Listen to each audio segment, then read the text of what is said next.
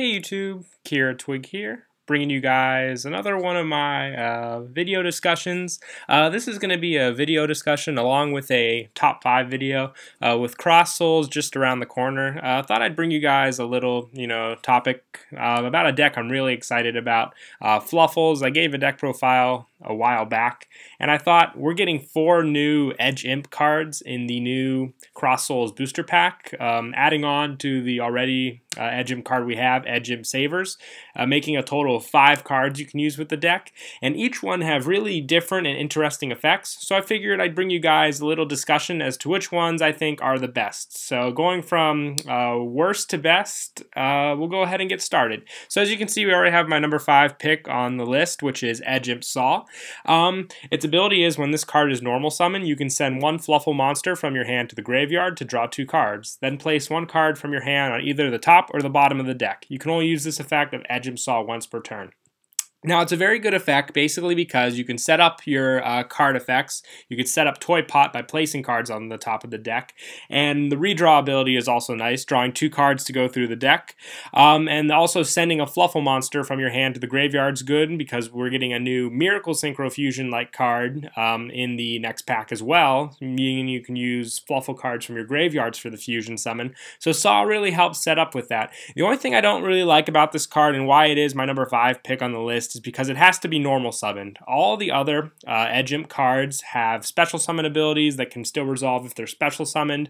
I feel Saw would have been a lot better if it also had a special summon ability. Plus, normal summoning it, you have to put it in attack mode with only 500 attack, which is a really low attack. You're really setting yourself up to be hit for the Saw unless you're going to use it for a fusion summon. And the draw 2 cards is good, and the place effect is also nice. I feel if it let you draw 2 cards just for the cost of sending 1 card, it would have probably been my number 1 pick because you really don't minus yourself at all. You're not losing Saw or anything like that. But like I said, you set yourself up. You have to use your normal summon for this guy, which is a big cost, and which is why he is my number 5 pick at the moment.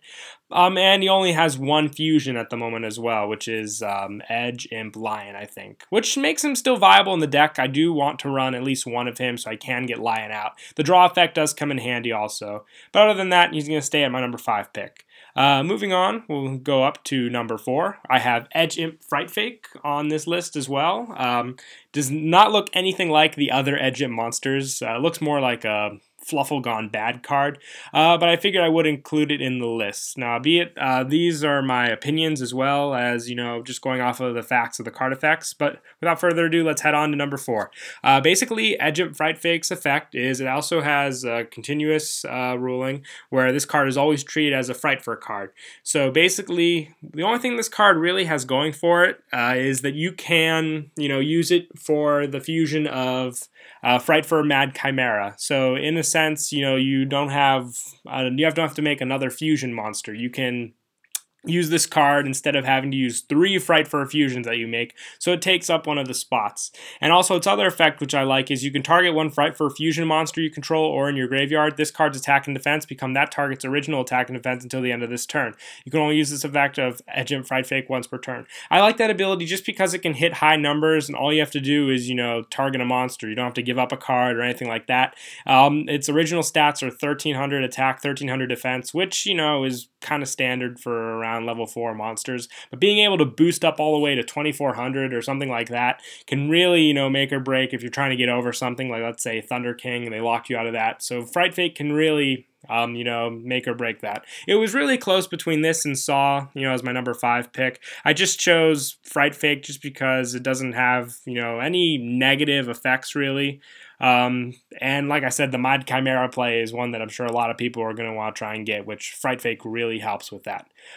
Moving on to number 3, we have our first Edge Imp monster we ever received, which is Edge Imp Sabers. Originally Edge Imp Scissors, which is another thing I kind of want to mention. What are the name changes we're going to get for these cards once we, reveal the list? Are we going to have Saw turn into Blade or something like that? Something that, Konami will probably think, oh, this card is way too bad, because they thought Scissors was bad and changed it to Sabers.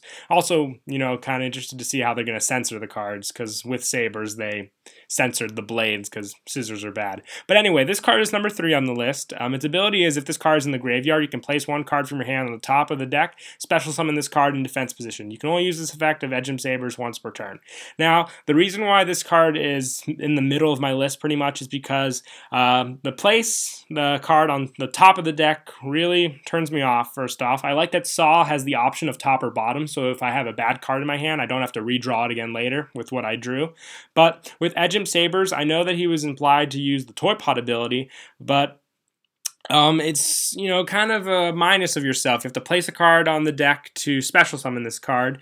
And he really took up a lot of spaces, basically because, you know, when the early Fluffles were made, this card was probably thought to be the only one. So a lot of early Fluffles can only search this card out. So he kind of ruined, you know, the fun of a lot of other cards. Like imagine how broken Fluffle Dog would have been if you could special summon, not special summon, when this card is normal or special summon from the hand, you could add one Edge Imp monster from your deck to the hand, or, you know, Fluffle monster. But no, we can only add Sabers with that card. And the same, I think, goes for Fluffle Rabbit and its ability. Sabers really locked out, and I know it's not Sabers' fault, it being a card, in the creators, obviously. You know, you're just limited to your plays you can do, and he's number 3 on the list because there are a lot of cool cards in the deck that you need, and you need Sabers to make those cards. Fright for a Tiger is an example. That card is amazing. Once we get that card, you definitely need to play Sabers to make that thing. But, you know, being the cost for these fusions makes him number 3 on the list, but if he had a little better effect, you know, a lot of people hyped it with Tour Guide, it would be higher up on this list. But let's move on to number 2. We're going on to Edge Imp Tomahawk. Now, once again, going back to my censorship thing, Tomahawk, these are actual weapons, people. Scissors, you know, could be made into a weapon. I'm waiting to see what they're going to change the name to this thingy.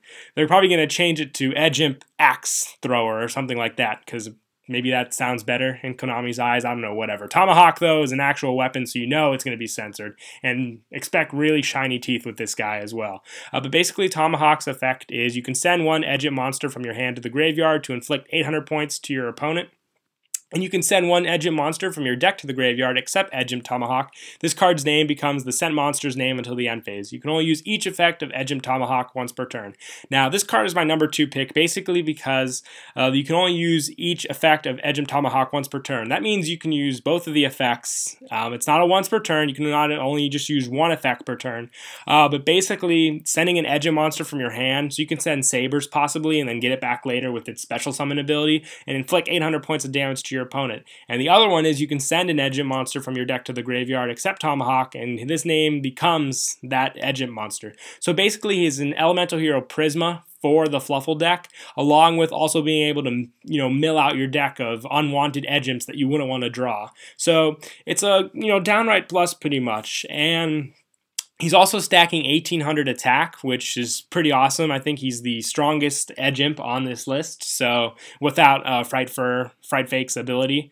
And basically, like I said, if you need an option for a fusion summon, like if you want Lion, you can, you know, ditch Saw. He becomes Saw's name. If you need Sheep summon, you can ditch Chain. It becomes that name, and etc. Even with Sabers effects, which is why he's number 2 on the list. But my number 1 pick is kind of a personal opinion preference, and, you know, just because I think its ability is really awesome. So my number 1 pick, if you guys haven't narrowed it down already, is Edge Imp Chain.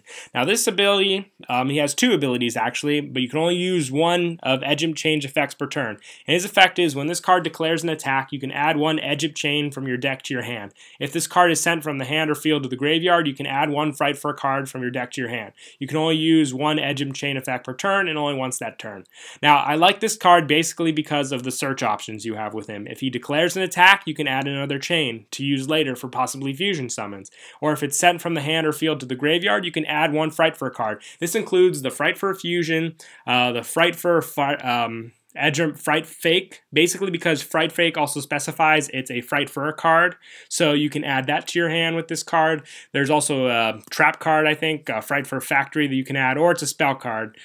Just lots of search options. So if you need the fusion card, grabbing the Fright for Fusion will be really good, because if this card is sent to the graveyard, you can banish him from the graveyard for the fusion summon, and he's also the requirements for one of the fusion summons, which is Fright for Sheep. And Fright for Sheep is pretty awesome in my opinion. The ability ability to destroy itself with an opponent's effect, either by battle or card, and come back the next turn with 800 more attack points is really good, which is why I'm definitely going to max out Chain in my deck if I have to, because I wouldn't want to run 2 Chains, basically because you want to be getting the most out of his search ability, and the scent ability just, gives you options to so many searches in the deck. Fluffles already search themselves with their own effects, and I felt Edge Imps really needed, something that could get out your spell cards, because the one thing I found that was problematic with the deck is that you couldn't get polymerization, but if I can get a Fright for Fusion spell card to my deck to the hand faster, that's fine by me. I can get plenty of Fright Furs and Fluffles into my graveyard, which is what makes Ejim Chain my #1 pick.